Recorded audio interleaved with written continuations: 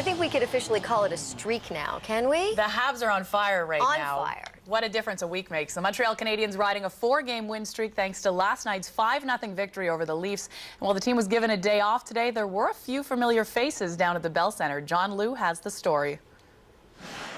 When Kirk Muller left Montreal last summer and accepted a job to coach the AHL's Milwaukee Admirals, he lost his opportunity to succeed Jacques Martin.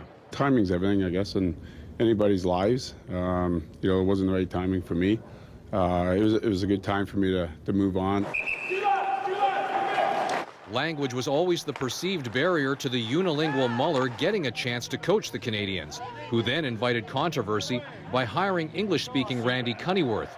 But Muller, a former Habs captain and assistant coach with deep ties to the community, might have been spared the backlash. It's a tough situation to really, you know, comment on it. I mean, it's nice that, you know, I was a part of the organization, like I said, as a player and coaching and all that, but, you know, I don't really put too much focus on it. Muller may sidestep the political issue, but 3 weeks ago on the Washington Capitals radio network, former Canadian Jaroslav Spacek aired his feelings about how Cunnyworth was being treated, saying all that crap about the French-speaking coach doesn't really help if you don't win games. It's a little sad maybe that, you know, he'll lose maybe his job, and, you know, it's, I would say, just a higher interpreter. You know, you can have a good coach and, you know, doesn't have to be, you know, French-speaking coach. But I know in the community here, it's more French people speaking, and I respect that. In that same radio interview, Spacek said he was glad to be free from the Montreal circus, but he doesn't look back on his time in the city with bitterness. In fact, the notoriously funny Czech veteran couldn't resist poking fun at his former teammates' current 4-game winning streak. Maybe they measure the rings today, you know, like the fingers for the Stanley Cup ring. So we'll see. John Liu, TSN, Montreal. And while a dozen teams were in action yesterday afternoon for Hockey Day in Canada, just a pair of matinee games to tell you about today. Starting with the Washington Capitals at the New York Rangers. Rangers dominating the Eastern Conference with 75 points.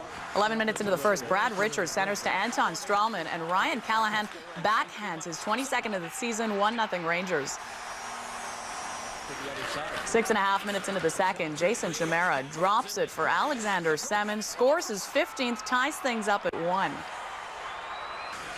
13 minutes into the second, Brandon Dubinsky to Brian Boyle, and Ryan McDonough with a sweet move gets his 5th of the year, 2-1 Rangers. Strange play, though. After getting the shot off, he actually falls down and has to leave the game. He does eventually return.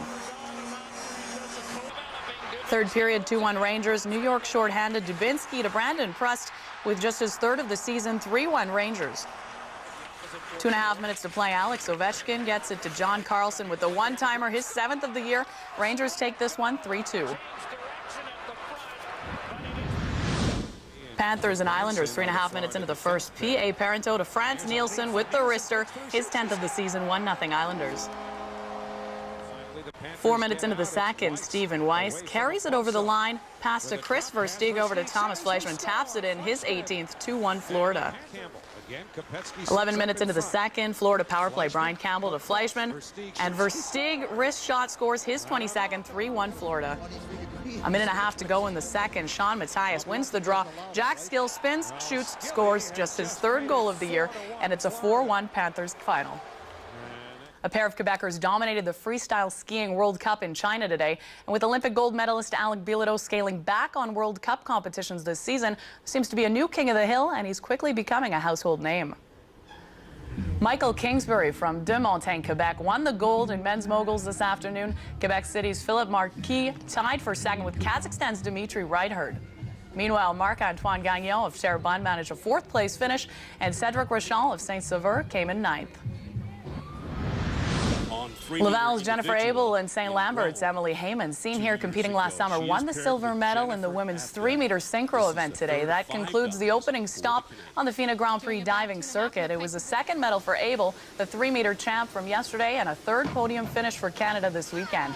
Han Wang and Quling Zhang of China took the gold. On the women's 10-meter synchro, Rosaline Filion of Laval and Megan Venfito of Montreal were 6th. And the Davis Cup match between Canada's Milos Raonic and Jo-Wilfried Tsonga of France has been squashed as the Canadian team announced that Raonic has apparently withdrawn with a knee injury. He'll be replaced by Frank Dancevic, with France needing just one more match victory to advance to the Davis Cup World Group quarterfinals. Now, if Dancevic can somehow manage one of the biggest upsets in modern tennis history, Canada's Vasek Pospisil will then get to face Gael Monfils in the final and deciding match. The first match is underway right now. We will have all the highlights for you tonight on Sports Night. Looking forward to it. Thanks, Chantal.